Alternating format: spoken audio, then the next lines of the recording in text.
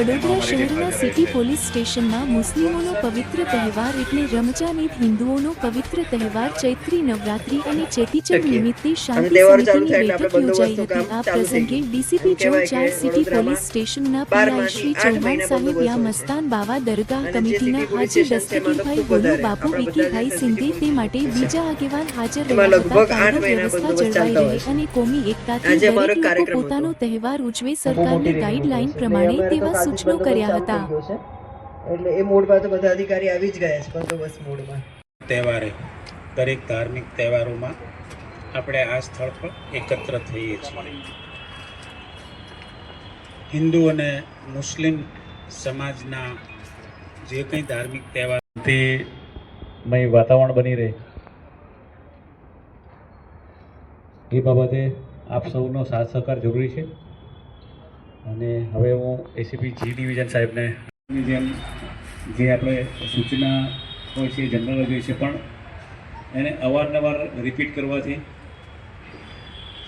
આપના માઇન્ડમાં રહી મારે શું કાર્ય કરવું છે, હું આગેવાન છું। શાંતિ સમિતિની મિટિંગનું આયોજન કરેલ છે અને દર મહિને 1-2 વાર તો મળવાનું આપણે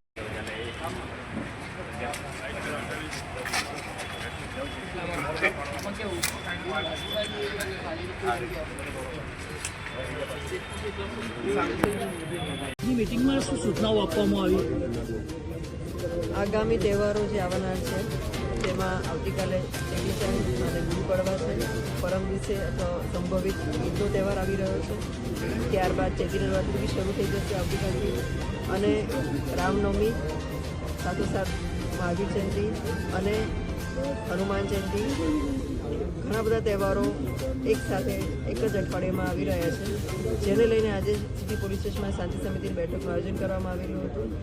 અને આગામી 2-3 દિવસમાં જે તહેવારો આવી રહ્યા છે એ સમયમાં ખૂબ સારી રીતે તહેવારો ઉજવાય અને પોલીસને બનાવ ન બને એની તકેદારી રાખવા માટે આજે બધા જ સભ્યોને સૂચના આપવામાં આવેલી છે।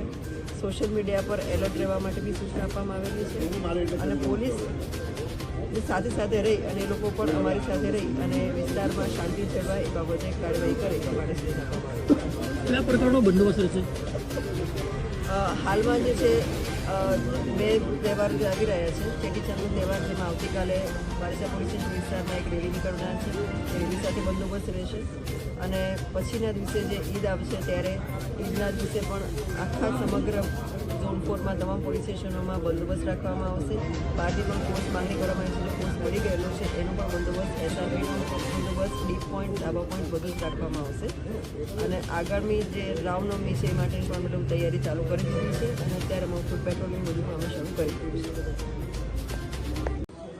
आज की मीटिंग के अंदर आने वाले दिनों में यानी कि परसों के रोज रमजान ईद है और रमजान ईद के दिन